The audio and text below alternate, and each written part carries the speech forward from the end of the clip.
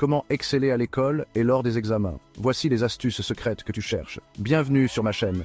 Bon, je sais, l'école, les examens, c'est pas vraiment le truc le plus waouh. Mais soyons francs, on doit tous passer par là. Alors, autant bien le faire, non? Aujourd'hui, on va voir ensemble comment assurer à l'école et aux examens avec des astuces qui marchent vraiment. Genre, vraiment. Restez bien jusqu'à la fin parce que je garde le meilleur pour la fin, c'est sûr. Et n'oubliez pas de vous abonner pour plus de vidéos super cool. Ok, premier conseil, la gestion du temps. C'est un peu le truc le plus important, mais aussi le plus barbant, je sais. Mais croyez-moi, ça change tout.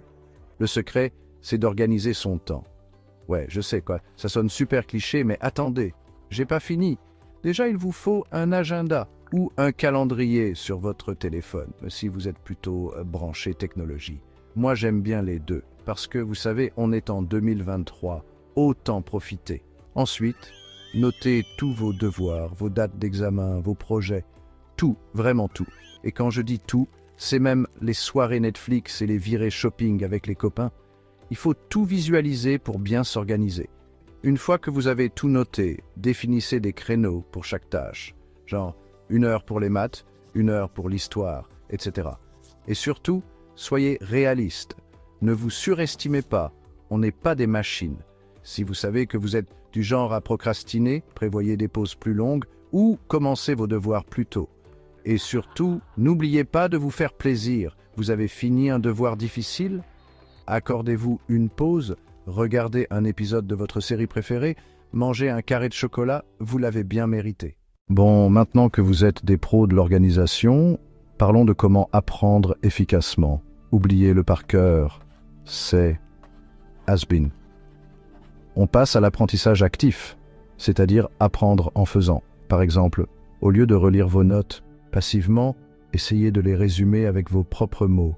Vous pouvez aussi faire des fiches de révision, des cartes mentales, des schémas, bref, tout ce qui peut vous aider à visualiser et à retenir l'information.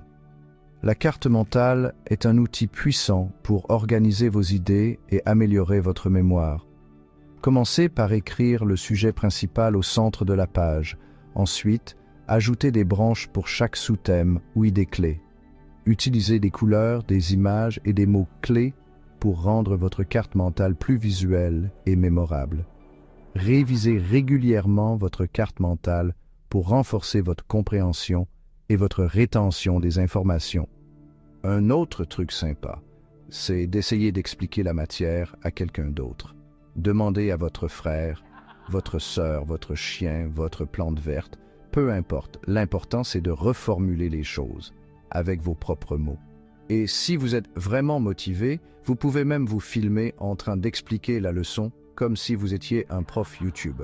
Non seulement ça vous aidera à mémoriser, mais en plus, vous aurez des vidéos super marrantes à regarder quand vous serez nostalgique de l'école. Chapitre 3. Un esprit sain dans un corps sain et bien reposé. On passe maintenant à un sujet super important, prendre soin de soi. Parce que oui, pour être au top à l'école, il faut être au top physiquement et mentalement. Commencez par dormir suffisamment.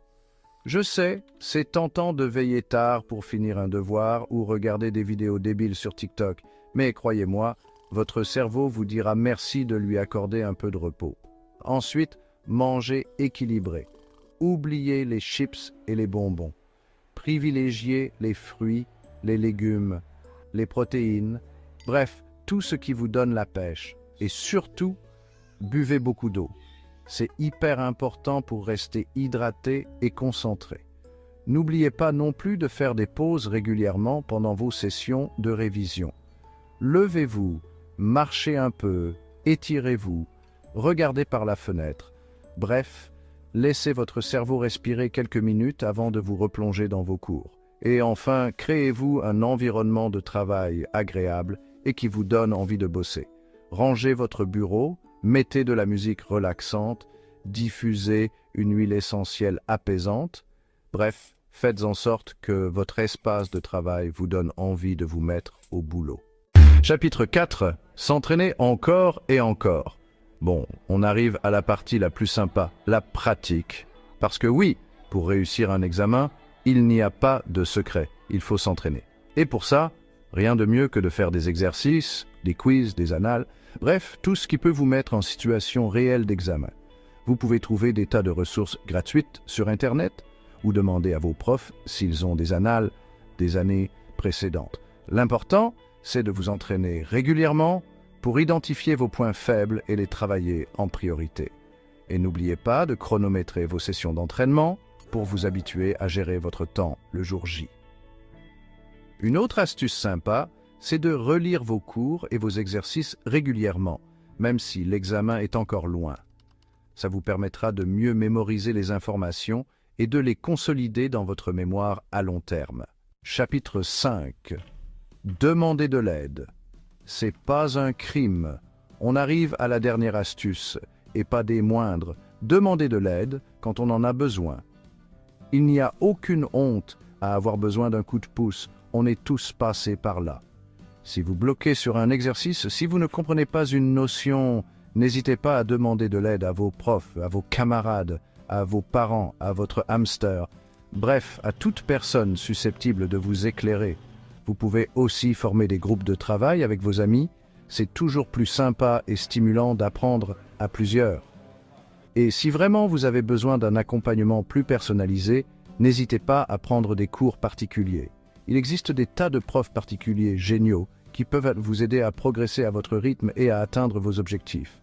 L'important, c'est de ne pas rester seul face à ces difficultés et de ne pas hésiter à demander de l'aide quand on en a besoin. Conclusion, c'est dans la boîte. Voilà, c'est tout pour aujourd'hui. J'espère que ces petites astuces vous aideront à cartonner à l'école et aux examens. N'oubliez pas que le plus important, c'est de rester motivé, organisé et de ne pas se décourager face aux difficultés.